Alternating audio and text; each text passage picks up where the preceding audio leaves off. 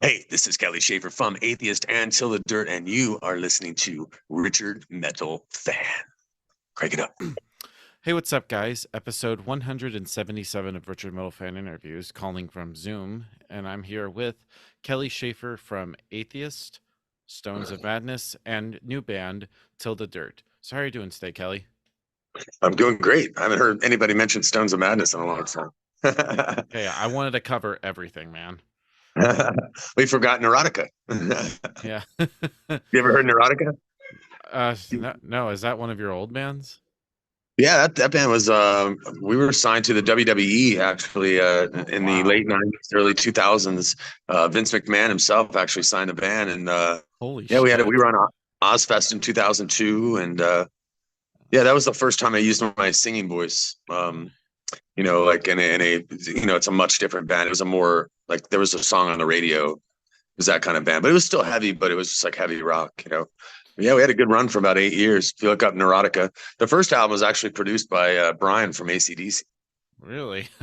Really? So Yeah. we're gonna get to that in a sec. So kind of like the format is, I want to try to like go chronologically through your discography, talk about like your musical journey as an artist. So take me back to young Kelly Shaefer. So kind of growing up, what were the first bands that got you into metal, and what made you want to be a vocalist? Well, I never wanted to be a vocalist. I always started off playing guitar, and so I was a guitar player for, up until the time that I kind of had to become a singer with Atheist, and not really a straight up singer, actually, a screamer. So my early love was Zeppelin, Sabbath, um, Deep Purple, Triumph in Canada. I really loved them. Rush. That was my very early introduction to music. My mom hung out with some colorful people, like when my mom and dad split up, she sort of gathered all these friends, and they turned me on to a lot of really cool music when I was really young, like 7, 8 years old. And so I got a good taste of a good foundation of good music, and then from there I just started.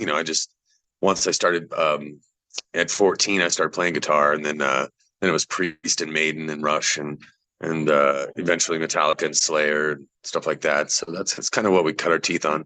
But we had also loved a lot of, as we got older, loved a lot of jazz, and just loved the ability of a band like Rush, who was complex and very we were always very into music that was well played. So we always, and early Metallica was really well played. Yeah, those first few albums are really great. Like Kill 'Em Yeah, All, Ride the Lightning, Master of Puppets. I love those consider three. like Metallica. It's at its peak. Yeah, I couldn't agree more. I think that those are my three favorites. And then with Slayer, I kind of lost interest in Slayer after Rain and Blood. Rain and Blood to me was just like I don't know how anybody tops that album. It's just Yeah, 28 minutes of yeah, fucking insanity. it's like my second favorite album of all time. It still kills too, man. You put it in, crank it up, and that Rick Rubin production. It's so loud but it's real clean, and what a ferocious record. Yeah, that really changed our lives a lot when that record Yeah. happened. Yeah. So kind of like starting up Atheist, because originally it wasn't Atheist at first. Like the first name was called Oblivion. Tell me about like that. How'd you get to know the guys? Oh man, Oblivion was like our name for like 2 weeks. You know what I mean? That's like a part of our journey that's really not significant at all. It was just that was when me and Steve Flynn first met, and or not first met, but first we'd met in school in junior high, and knew each other, but we had different friends, and then that was the first time. That was the first band we put together once we met each other as musicians. And so when we were like 15, 16 years old. And so yeah, for a minute we were called Oblivion, and then it became Ravage. Yeah. Uh, Which and I then we heard were was an Ravage. acronym. No, it started off as just Ravage. Yeah. And then there was another band back then that had a record out that kind of sounded like Dokken. And so that was the Antichrist for us. We were like, ugh, we don't want to be confused with any band that sounds like Dokken. So we were like, but we also don't want to change our name. So we tried to create an acronym for it. So it was Raging Atheist Vowing a Gory End. Hell And of that an was act name.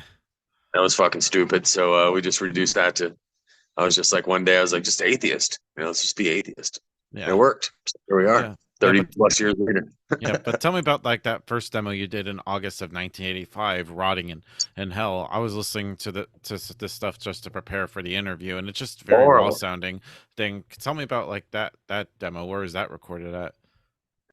Oh man, we recorded that, back in the worst spot in a warehouse with, just a crappy mic in the room. Or actually, that was recorded, I think, direct, if I recall correctly, like direct into the board, which is just the worst sound you could ever get, because it's just bare bones. There's no effect or anything. So yeah, it was a mess. We were learning how to, just learning how to play, and we were trying to be cool. And yeah, it's just that part of our career is just, yeah. I mean, I don't even think about it anymore. I mean, I guess it's important, but it's just, it's not really anything that reflects on what that band became. Yeah, yeah. Is that the same thing with the next demo, "On We Slay"? No, if anything, it's good so you could see the progression, the quick progression that we sort of took on as young musicians. And so yeah, then you get to the On They Slay demo, and that was the first one that kind of got a little bit of attention from from underground metal outlets, and there weren't a whole lot of them back then, but so that was, and then what happened was, a guy named Bori Bori Krin, who, he put together a compilation record called Raging Death, and so we were still Ravage at that point, and Obituary was still Executioner, and so we were both on it. Sadist was on it, and he basically took two songs from each of our demos and made a record, and said, "Yeah, you're not going to make any money on it, but I'll be able to distribute 2,000 copies." So 2,000 copies back then was a really big deal to be able to get somebody to distribute it and have it be on the album. So we were all for it, and that's how we ended up getting our deal. Deal, yeah, yeah. So eventually got signed to, I believe, your first label was called Active Records. So how did they find Atheist? Um, just through the tape trading circuit, and once people started, Bordy Boy Crane he's the guy that owns blabbermouth.net right now, but back then he was a very, very critical opinion, and a guy that a lot of labels looked to for new underground bands. And he championed he got the budget for us to do Piece of Time. He got a job at a label called Me Machine Records, and they were basically an R&B label, but he worked there for a while, and the owner liked him a lot, and he was able to open a subsidiary, sort of a branch from that label, and called it Mean Machine Records, and that was actually the first deal we signed. And Yeah, and then from there, Active Records was owned by two guys, Bernard Doe and Dave Constable, and they were writers and editors for a magazine called Metal Forces, which was a really popular metal magazine in the late 80s and early 90s. And so we signed with them because they just started this brand new label, and we thought that would be a good opportunity for us to get the attention, as opposed to signing with Roadrunner, where they had signed so many bands that we never, we just thought we would get lost in the shuffle there. So it seemed like a good idea at the time, but as history played out, it didn't work out very well. yeah, They weren't able to get an American label. Piece of Time was done for a year before it came out in America. So when people look at the pecking order of how things came to be, Piece of Time was the, it didn't come out in 1990. It came out actually in 89, but worldwide it wasn't available for a whole year because of yeah. our choice in labels. Yeah, because because according to Metal Archives, it said although Peace of Mind was recorded and completed in '88, it faced multiple delays until its release in '90 due to label politics and stuff. Piece of Time, Yeah, Peace of Mind. You said Peace of Peace of Mind. Mind. I That's always so get funny. Everybody says it all the I get that time. mixed up. I got mixed up too. That was my fault there. Oh, no worries. No, Yeah, I'm saying, yeah, like people do that all the time. They'll be in the middle of talking to me about Peace of Time, and they'll call it Peace of Mind. It's like, no, it's not Peace yeah, of Mind. Love that record though. yeah. It's like one of my favorite albums. But anyway, Yeah. talking about Piece of Time. What was the thought process and the whole writing for the debut album? Oh man, it's so long ago. I mean, we were just kids, man, smoking weed, and we practiced 6 nights a week, and we had a really nice warehouse, kind of like 400 square foot, and we built a stage in there, and we had all of our friends come, and it was kind of like a nightclub, in a way, for young people. And so we had, as many as 100 people sitting around us while we were writing those songs, and we would just loved practicing, loved being there, loved learning. And so that's my most familiar memories of that are just us discovering ourselves, and the progression in the songs, started off with Simplicity, like On They Slay, and ended up with I Deny and Piece of Time, which were more daring arrangements, and then we went right from that record and started writing Unquestionable Presence immediately after we recorded Piece of Time. So we really had a lot of that record written by 1990, and we were playing it. So Unquestionable Presence was even further ahead of its time in a lot of ways, because it didn't see the light of day till 91, late 91, I think. Yeah. So I think we'd already been playing those songs, amongst ourselves for a year. So but yeah, it was just yeah, well, it's hard. You don't realize it when you're in it, when you're young, um, what's happening, and whether, it's not ever anything that we ever thought we'd be talking about 3 decades later. That's Yeah. for sure.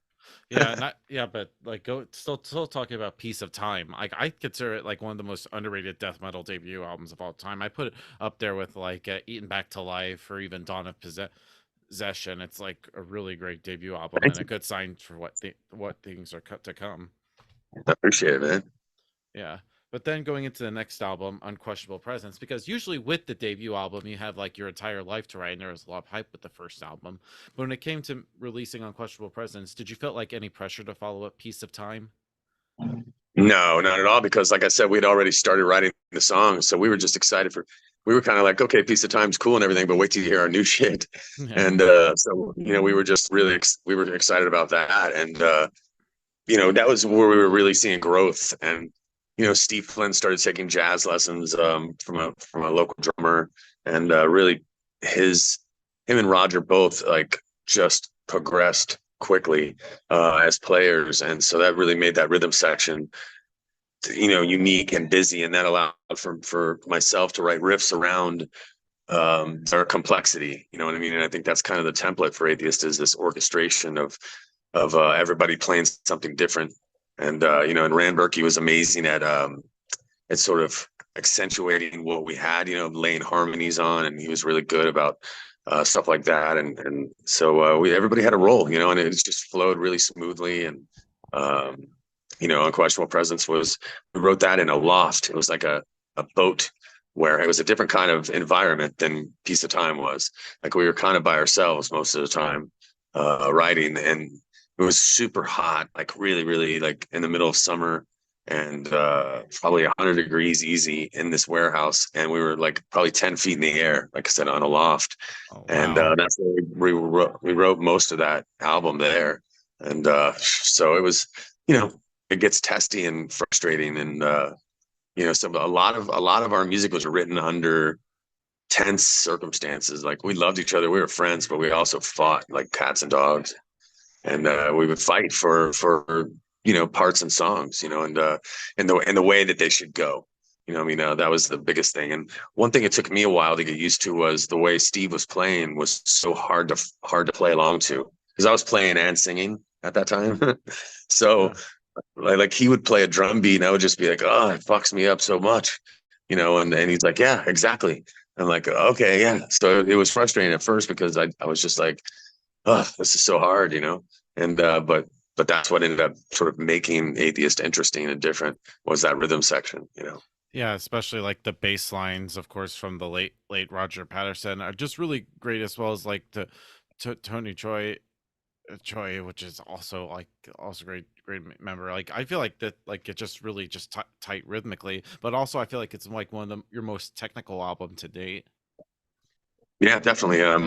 There's a lot of stuff going on there, and it's held up really, really good. I'm proud of it, and it's definitely, of the catalog, probably my favorite one. Probably the only one that I would go to listen to.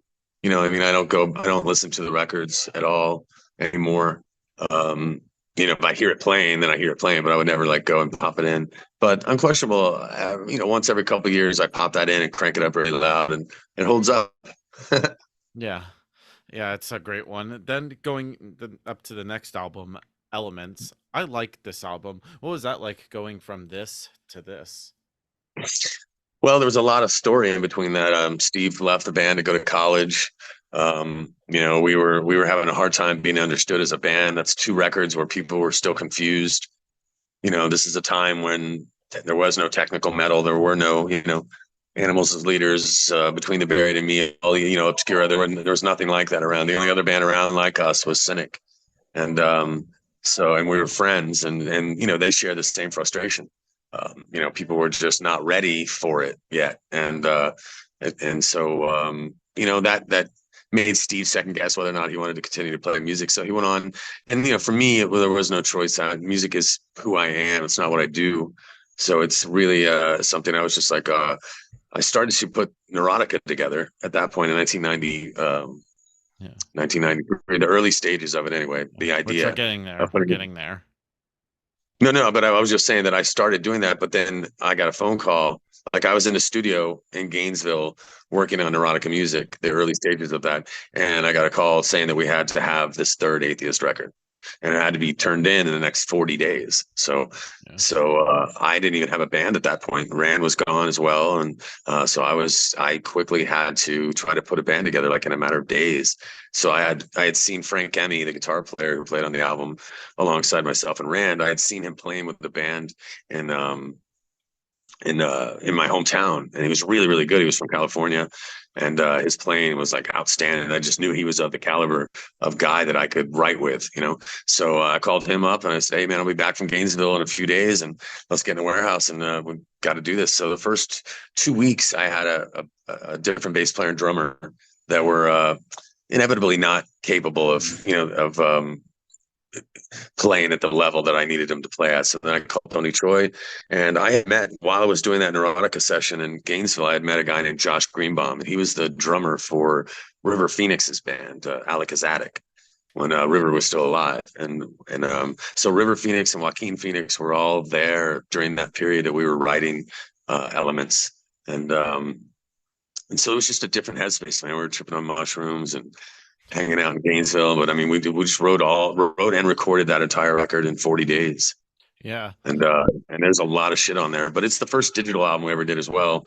And so the production on it is different than all the other records. And so, we just recently got done doing a tour with Cynic, and on that tour we played some of the songs from Elements, and man, they sound so much better, like, with modern 21st century guitar tones and production. Those songs really came to life on stage, and because Elements was always probably the redheaded stepchild of our catalog for me. You know what I mean? Like I appreciate, I think there's some incredible performances on it, but I don't, it was never at the top of the heap for me. But now I've learned as I've gotten older to, especially after this last tour, to appreciate like Fire and Water, and those songs are, really really good, and they work well live. And so yeah, it's a different. All of our records are very different from each other, but that one is very different. Yeah, and hard to believe that this year is the 30-year anniversary of this album. Yeah. From it, and I have to consider this like, I don't know if you would consider it like, guys, I don't think it's a concept album, but it has like the themes of like the elements of nature, like fire, water, earth, and air. So it kind of feels like it's good. It's like it's conceptually it could be a It is. It is. concept. It is a bit of a conceptual album. I mean, it's the first album also where I wrote lyrics to predestined what's the word I'm looking for? I had song titles before I had the lyrics, so I knew I had to write a song about fire, earth, air, water, mineral. And that's weird as a lyricist to sit down and, because I always write lyrics the other way, and then I name the song after I'm done writing. Because it's something will come up in the song, and I'll be like, "Oh, that's the name of the song." With this was completely backwards, and with no time to really reflect on it. It was a dangerous proposition because I've told the story many times. Like Mineral, the song Mineral was written less than 24 hours before we actually recorded the version you hear on that record. So, and it's still in our set today. Like it's an incredible song. And but that song, the one you listen to on that album, was less than 24 hours. We had written it just the day before and just worked it out and pulled it off in the studio, and it still stands the test of time today. So I've always been a huge fan of not trying to push turds. Like I think that a song should happen in a sitting. I mean, you might want to add some things or perfect some things, but the real true skeleton of a song, for me anyway, happens in one sit down with either the group of guys or by yourself.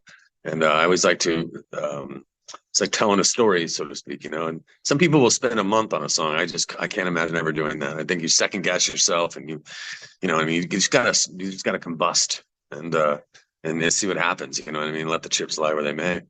That's Yeah. what I like. Yeah, but then shortly after their Elements came out, like Atheist had broke up. So what was the reason for the breakup in '94? Same thing. You know, we went out, we did a tour with Benediction, and we had a lot of fun and everything, but just fighting. You know, I mean, me and Rand were at each other's throats constantly, and it was just wasn't fun anymore. Plus, again, we really put ourselves way outside the bounds of people understanding us with elements.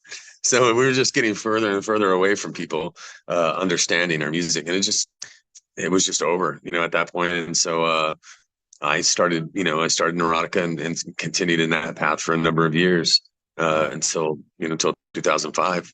Yeah, but tell me about like some of those Neurotica albums, because it's a totally different beast compared to Atheist.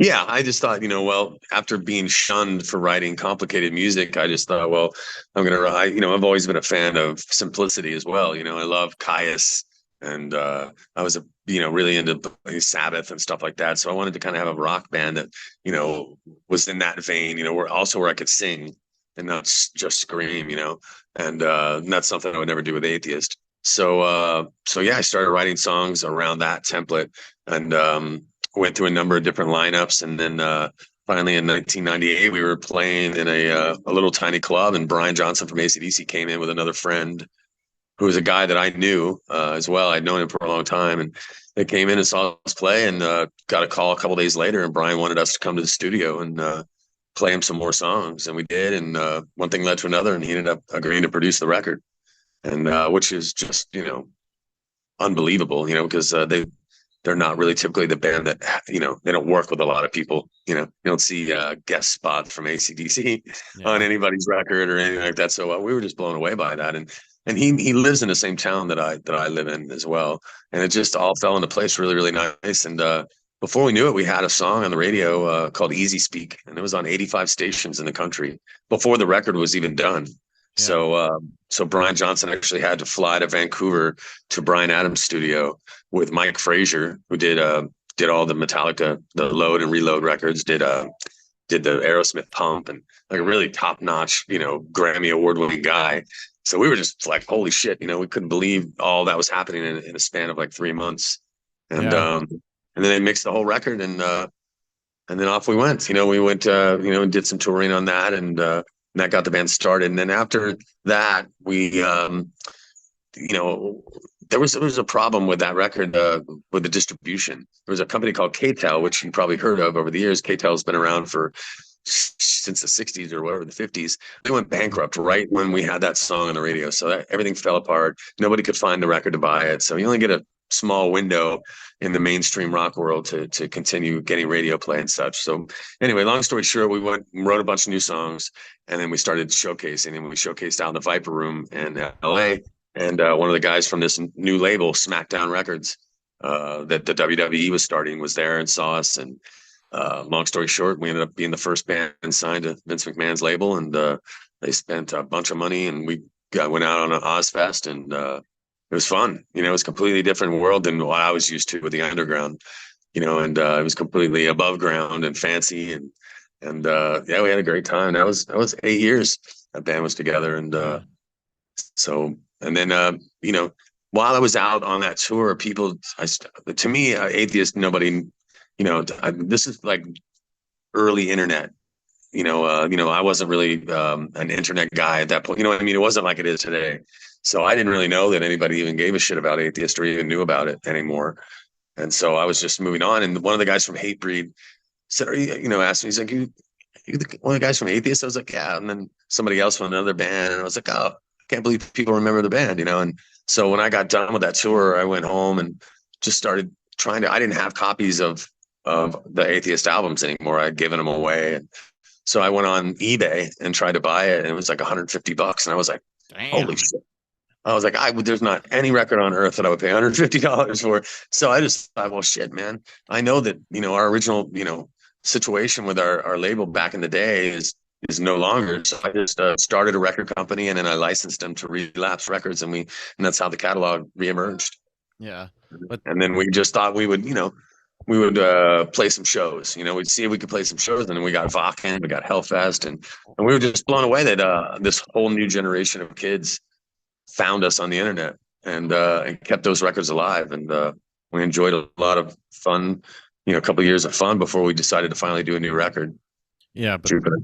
yeah, but tell me about like still talk about Neurotica because I that last album, the self-titled, was good, and I know that was kind of you shifted toward like the new metal sound. Were you like aware of that new metal scene that was happening right around the time you started Neurotica?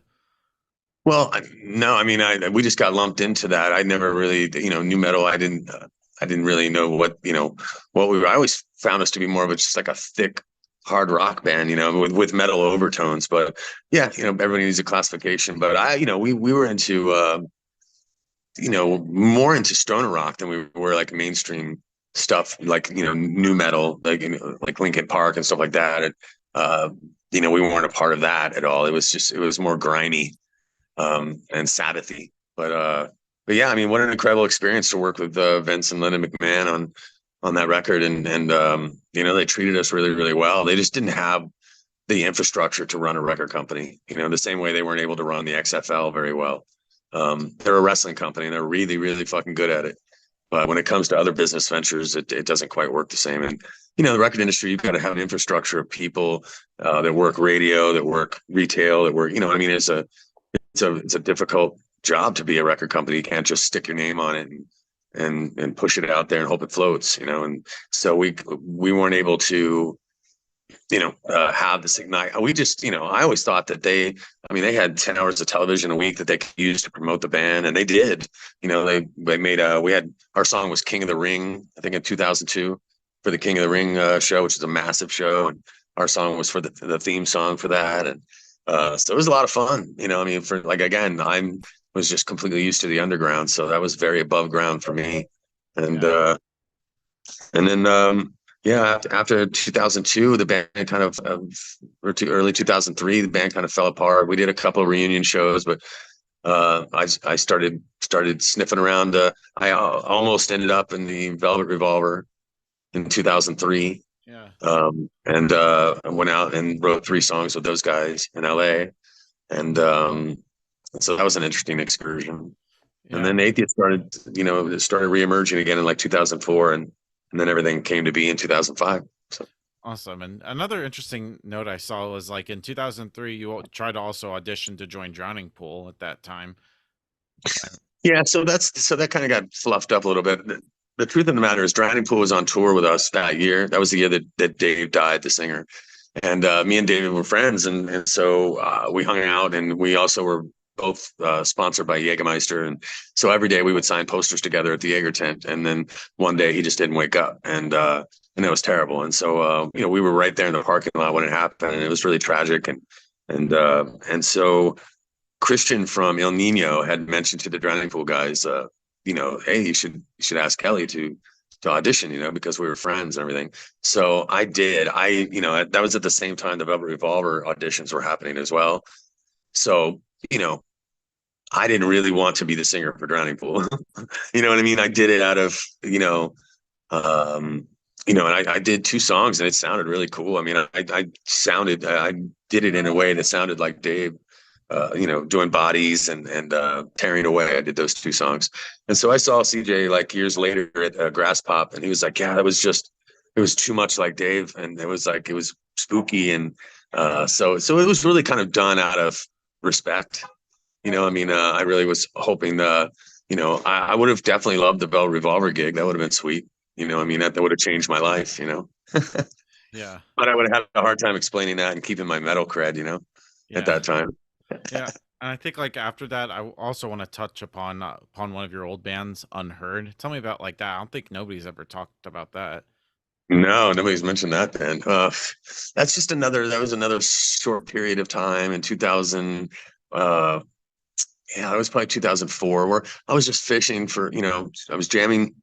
I'd written a bunch of songs, post erotica, and I got a Dave Budbill. He used to play with Nevermore, playing drums, And then I had done vocals on these songs, and I was just tired of hearing my voice, and it was just annoying.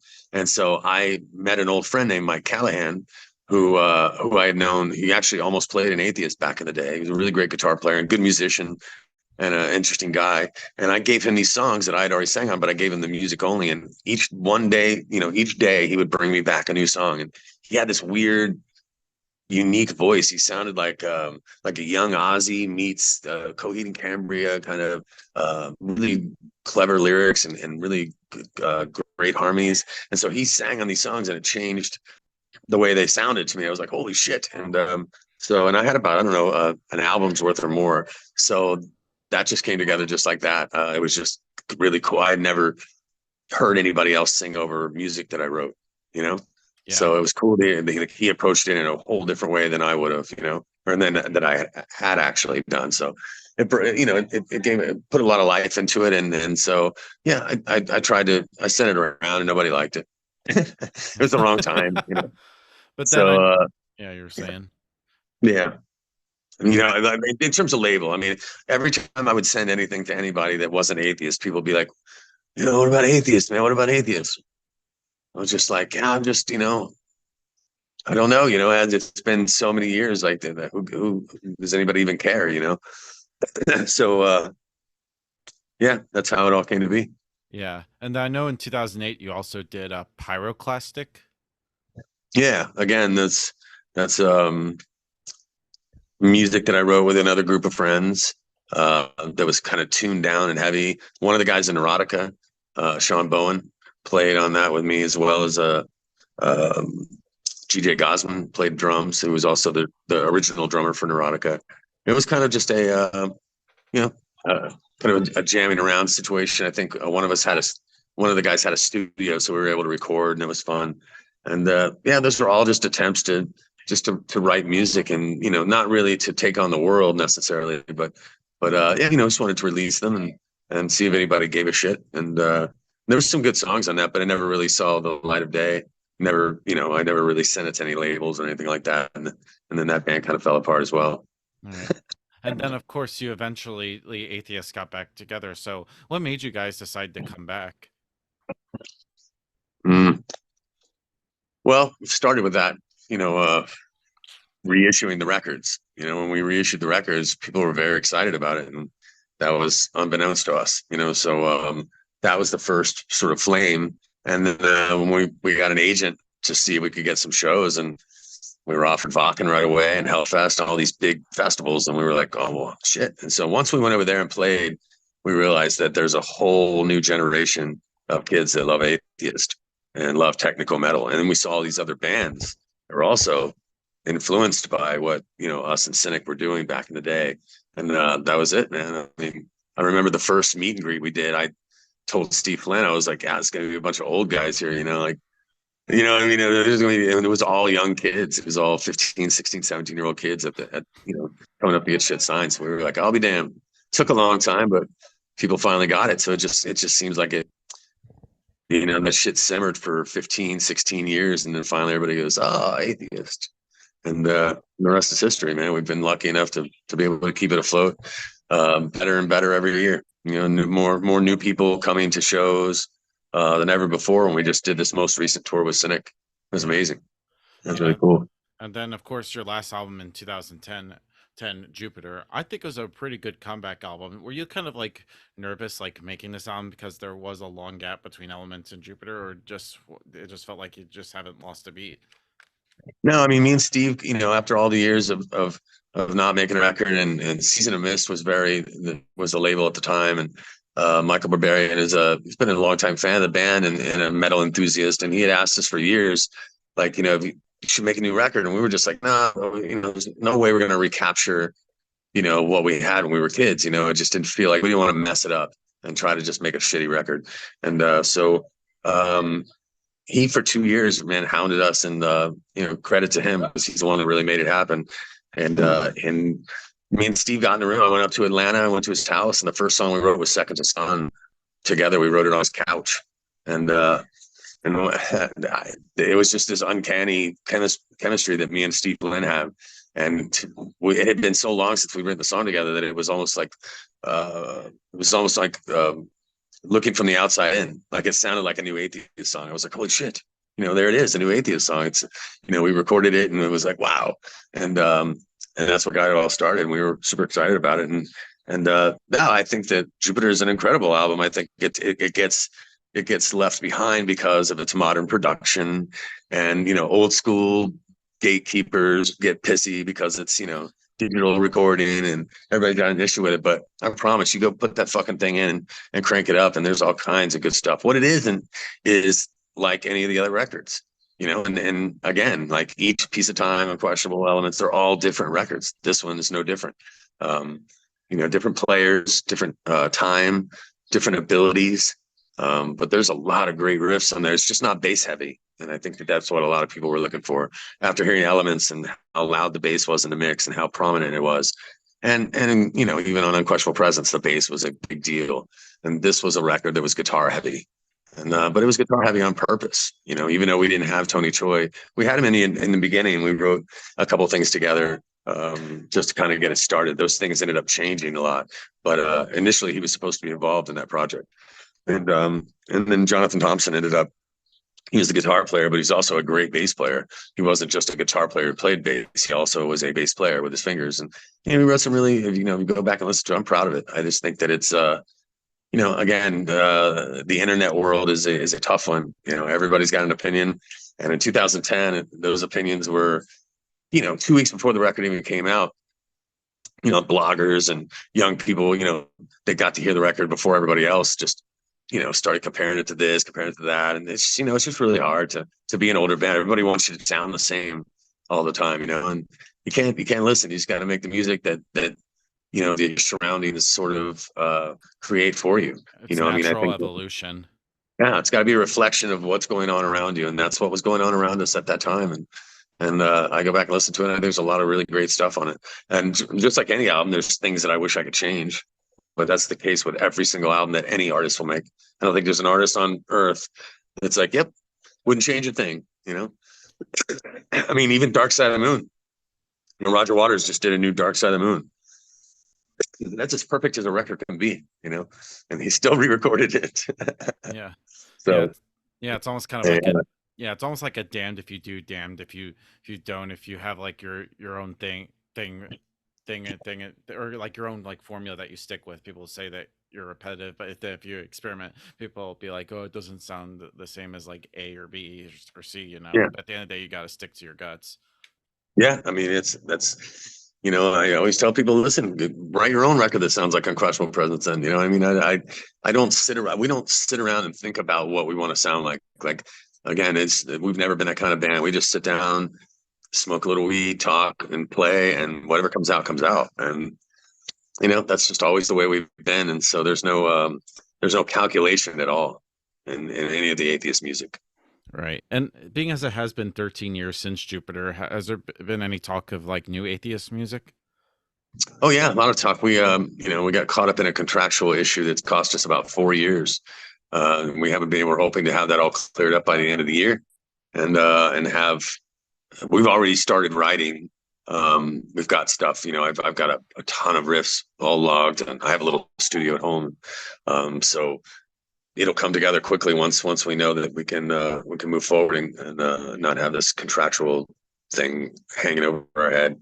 I'll be able to talk more about it later. I just can't talk about it now, but it's just a thing that happened that kept us from making a record. But there's, that's the only thing that's kept us from making a record. So everybody just hang in there. I know. I mean, we hoped to have it resolved 2 years ago, but it's again, the details will come out later and everyone will understand. But at the end of the day, I feel super confident that by fall of next year, we should have a new record close to coming out or coming out.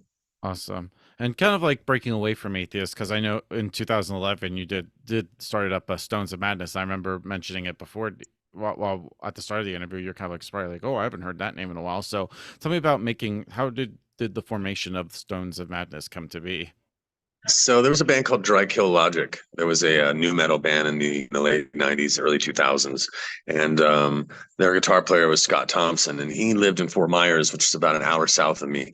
And he had written this group of songs with a mutual friend and producer named Scott Bush, and he was looking for a singer. You know what I mean? Somebody mentioned me, and so he just came to me with all, like, I didn't write any of that music at all, and it was the first time I'd ever just been the singer. You know, I just wrote the vocals, and that was fun. So for me, it was different, and the music was real similar, but more modern and better produced, and then Neurotica stuff. So it seemed like right in my wheelhouse. And so we did I think a couple songs together, and it's just, yeah, it was killer. It was a lot of fun. That was a good band. There was some really good songs, and we tried to get that out. I tried to shop that to some labels, and again, people were just like, atheist, atheist, you know, and I'm like, ah, Christ, let me do something different, you know. But it was really well done, and I think those songs are on YouTube, a couple of them. But we ended up doing two EPs, and then we eventually combined them.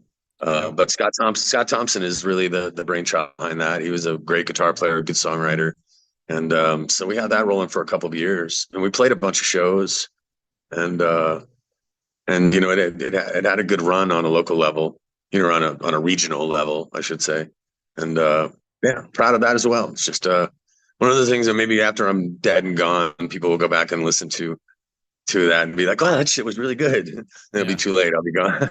Yeah. Be like, well, would have been nice to hear it when it came out. Yeah, so I see Sinead O'Connor, you know, I mean, I love her so much, man. And you know, I mean, and she was, you know, she was starving and counting change, and now that she's dead, everybody's lining the streets of Ireland. It's like, where the fuck were you people when she needed you? You know, like artists need support while they're alive. You know what I mean? Like you can't wait till they die and suddenly realize, oh my God, you know, Sinead O'Connor was amazing. And yeah, she's always been amazing, and an incredible singer and artist, and courageous person. One of my favorite anti-Catholic Christian moments ever on live television. You know, Yeah. ripping up that picture of the Pope was fucking courageous.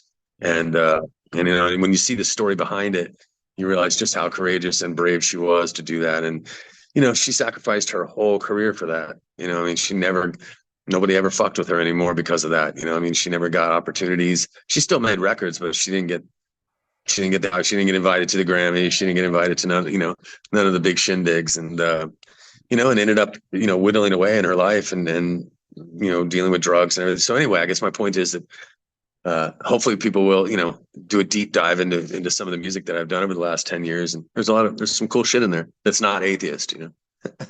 Yeah. Yeah, but still, that self-titled EP from Stones of Madness is a great, and hard to believe next year will be the 10-year anniversary of that Yeah, it's nuts. EP. So is there like any possibility of doing any more Stones of Madness this, or is that just nah? Do you not know about Till the Dirt? I did actually listen to a couple of songs from the upcoming album, but That's my shit right now, man. That's we just signed with Nuclear Blast, and that record's coming out August 25th. That's an incredible record. That it's in my opinion, my greatest hour. I mean, I wrote every stitch of the music on the album during COVID. All the guitars, even wrote the drums, and I had obviously musicians come in and play all the parts, but I also play guitar on this record as well. But I am super duper proud of it. And Steve DiGiorgio plays bass on one song. Jeff Loomis plays on another. John Longstreth from Origin plays drums on one of the tracks. A couple of the Atheist guys are all through the record. So it's really, really, I'm super proud of it, and that's my new focus right now until Atheist can get going. So August 25th. You know, you can pre-order the record now on Nuclear Blast, but there's a couple of the first two singles just came out over the last 3 weeks, and really, really proud of it. It's ferocious, but at the same time, it's something really, really different. It's a hybrid of styles. It's almost like a mixture of Neurotica and Atheist, you know, Yeah. for lack of a better comparison, with a lot of other influences. I mean, it's got black metal feels all Yeah. over the place. I'm not a black metal guy at all, Yeah, I but could there's definitely tell it has that kind of like darker vibe to it. yeah, it's but it came as a result of you know, just being locked down during COVID created a really interesting mental space for a lot of people. And me being an artist, again, I write and create art that reflects my surroundings. And so I was drinking more than I'd ever sort of drank before. I think a lot of people started drinking at home, and you know, so I would have Jaeger bombs and write songs, and so I had never written songs ever under the influence of alcohol, so I was always smoking pot and mushrooms or something like that. But so it created this different, angry, pissy, super fast, but incredibly melodic new style, really, in a lot of ways. For better or for worse, it's unlike anything that's out there. And so I got Scott Burns out of retirement to help me produce the record, and that's the first thing he's done in about 25 years. And Yeah. he gave me a lot of inspiration because when I played him the demos that I had done, he was just really excited about it, and he was just like, "Yeah, this is unique and it's different, and I want to, let's work on it together." And he really helped me a lot, but in the early stages of it. And then we got Monty Connor, who was synonymous with all the old school Roadrunner bands, Sun, Deicide, Obituary, all those bands. He became involved, and one thing led to another, and we signed a deal with Nuclear Blast. And so that's going to be happening here for the next year. So hopefully everybody will check that out. There's Yeah. 2 singles out now on YouTube, lyric videos. Yeah, and I've heard those, and those so far, I'm really digging it. So, how did you form Till the Dirt? Like, how did you get to know the guys? Because I know it's Till the Dirt's Well, been that's formed since that's what I was telling. 2020. Well, I was just telling you that there were no guys. It was just me. I was during COVID lockdown. I wrote the whole record, and then I got people to come in and play after. Like I demoed it and everything. I played bass. I had Scott Burns bought me a left-handed bass, and I laid some stuff down in the beginning, like when I did the early demos in 2020. And so I didn't know whether it was going to be a band or what. I didn't know what. I just knew it was different than Atheist because like I said, I set up a small studio and I was at home every night. My wife was bartending and also working at Publix. It's stocking because that was the only job that you could get during COVID. That was like a frontline scenario. So anyway, I from 7 p.m. till like 3 in the morning, I had all this time, and I would just start a song, and by 3 in the morning, I would have a new song, and I wrote like 25 songs in 6 weeks, and I didn't really know what to do with them. I didn't know. I just knew I'd done vocals and everything on them, and so they had a combination of my singing voice and my screaming, and the combination of all my favorite styles of music. So I sent it around to some friends, Steve DiGiorgio being one of them, and Scott Burns and Monty and Borivoy Kren, and different people that I trusted to tell me the truth. Gene Hoglan, um, and they shared the same excitement, and that really kind of fueled my fire. And so I got really prolific for about, like I said, almost 2.5 months, 2.5 months, and put it all together. And then once it kind of came together, and we chose the 11 songs, then it became a band. And then I went and got other guys to play on it. So in addition to my guitar playing, there's 2 other guys playing on the record as well. And Yoav Ruiz Feingold, who plays with me now in Atheist, did a lot of the bass tracks on the album. Another guy named Kyle Sokol played on one track, and then Steve DiGiorgio plays on the title track, Outside the Spiral. And then and then just invited Loomis to do a solo on a song, invited Longstreet to play drums on a really weird song that I felt like was outside his comfort zone. And I really wanted to hear a guy as amazing as he is play on a song like he is, and it came out really, really cool. He's a monster. And so then once the deal was in place, I put together the actual band. So the guys in the band currently, aside from Yoav, didn't play on the record. So I had different guys play on the record. Right. So it didn't become a band until just recently, in the last 8 months. All right, and of course, you mentioned you had like session guys like Steve DiGiorgio and stuff. Did you want it when they came to like when they played on the album? Did you want them to be like, this is how you need to play, or being as they played with like different other bands, did they wanted to sort of like bring their own style to the album? Well, no, I wanted it. So with Steve, yeah, I wanted him to play whatever he wanted to play. And Yoav, like when it came to bass, I let those guys do whatever they wanted to do. When it came to the guitars, I wanted them played exactly the way I played them, and exactly the way I wrote them. And so that's what those guys did. And now the solos were all created individually by Daniel Martinez and Chris Martin. So their solos were their own creations. And obviously Jeff Loomis, I'm not going to tell Jeff Loomis how to play. I'm just going to send him the track. This was all done through the mail. So, what I mean? Like I would send Jeff the track, and he just 2 days later sent me the solo back, and I flew it into the session, and it sounded amazing, and it was perfect.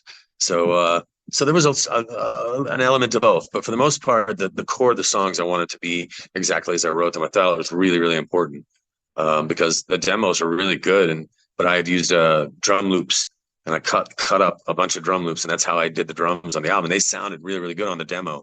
So when we had a real drummer come in and play the drums, it was hard for me to get used to, because I was so used to hearing the demos. So but a guy named Anthony Medaglia played most of the drums on the record, and he did a really phenomenal job. Yeah.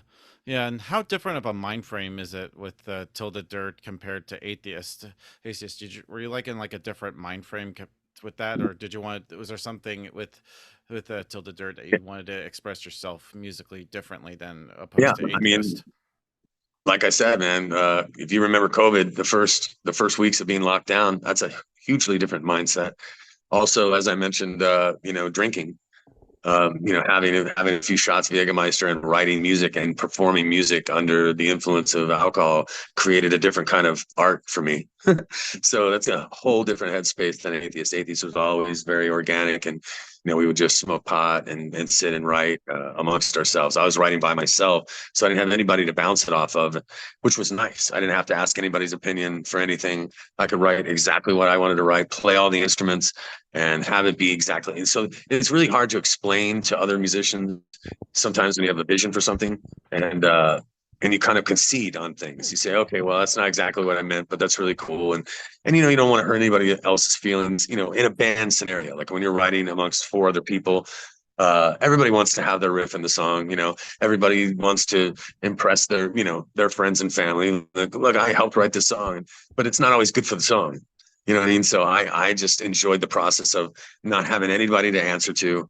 I can write whatever kind of song I want, as many songs as I want. And I was able to record it on a level that sounded really, really good. It was super listenable. So I would record it, go ride around in my car, and listen to it cranked up. And I was like, yes. And I just went on a warpath for a couple of months and just wrote all these songs. And so it's really cool to see it come to fruition now, because it was definitely not planned. I didn't, the last thing in the world I thought about was starting a brand new band at 53 years old, Yeah, yeah, and but I trying feel to get a new deal. It's just not something I was interested in doing, but it just happened. And I like that. Yeah, but I feel yeah, totally, because I feel like no matter what musical style you play, I feel like your personality shines through like the music and performance. And I feel like you have like a fierce and energy about like your voice that is like easily recognizable. When you sort of like write sort of like the music and also the Thank you. lyrics, do you feel that do you have to like write in a certain style in order to sound like what sort of like fans would expect of you? No, I mean, so maybe with the Atheist a little bit. I mean, there's probably a little bit of thought, but lyrically, not at all. I'll write about whatever I want to write about. But musically, I have respect for what people have loved about Atheist. So I would never try to. That's why I never used my singing voice that I used in Till the Dirt. I never used that voice in an Atheist song ever. And also, Till the Dirt is tuned down to B, like the key of B, whereas all the Atheist music is in 440E, which is standard. So it's two totally different sounds, and it makes me write differently. When you tune your guitar differently, you write different kinds of songs, and so those two bands are really night and day in terms of. I mean, you might, because I wrote a lot of the guitar stuff in Atheist, you might hear moments of, oh, it sounds like the guy from Atheist, yeah, So there's harmony things, that happen on the Till the Dirt record that might be in the Atheist world a little bit, but overall it's a completely different animal, and very modern and very catchy, and a ton of blast beats and stuff, things I've never used blast beats in a song with Atheist. So a lot more speed and a lot more anger, and a lot less technicality on the Till the Dirt record. Dude, awesome. So, kind of in the end to wrap things up, what's next for Tilda Dirt or Atheist? Like, have you all got like touring plans in the Oh, works? Is there a chance you could atheist bring some tours for Atheist, Tilda no, Dirt? no breaks. No, I'm getting too old for breaks, man. Got to keep going. Till the dirt is till the dirt is unknown. I mean, like I said, it's coming out. If people love it, then there'll be touring opportunities for that. But for Atheist, we just finished, a really great co-headlining run with Cynic in North America just a few weeks ago, and that was incredible and a lot of fun. And we're hoping to go to Europe before the end of the year, but it's looking more like next year. We're just going to plan a bunch of shows starting in probably February, and hit the UK, hit Europe, South America, and also New Zealand, Japan, and Australia. So that's the goal for next year, Yeah, and awesome. and we'll probably slip in some American dates as well in there, West Coast stuff. because Awesome. our most of the band now lives out on the West Coast. Alex and Dylan are all West Coast guys, and then Jerry and Yoav and myself are over here on the East Coast. So the band's all spread out. So we gotta we gotta get together. We get together in San Diego and rehearse, and so if we did some American dates next year, it'll probably start in California and work its way east. Yeah. But yeah, lots of plans, man, and I hope people love Till the Dirt, and we get the opportunities. You just never know. It's a brand new band, and I'm well aware of how hard it is to tour. I don't think everybody else really understands just how hard it is and how expensive it is to go on tour these days as an underground metal band, and especially a brand new band. I won't get the opportunities that Atheist was provided, for being around for 30 years. So I gotta see whether those opportunities will come up for Till the Dirt as well. But hopefully some festival appearances at least. Nice. Awesome. So thank you, Kelly, for this interview. Is just any final My words you bud. want to say to the viewers that are watching this to close this out? Listen, each and every one of you, there's this interview wouldn't be happening if everybody hasn't kept metal alive. The generations of metalheads, I have so much respect for, starting with the guys my age all the way up to, all the way up to the teenagers now. It's incredible how, almost, well, it's coming up on, 50 years, 45 years or something like that of underground, really extreme metal. That's incredible to be a part of, and we'll always be humbled and grateful for everybody's support for Atheist. And I hope that everybody will, on August 25th, check out the Till the Dirt record on Nuclear Blast. It's called Outside the Spiral, and super proud of it. And thank you for this opportunity to put the word out there. And thanks for giving a shit. Yeah, anytime, man. So everybody, Kelly Shaefer from Atheist and Till the Dirt. Cheers. We'll see you next time.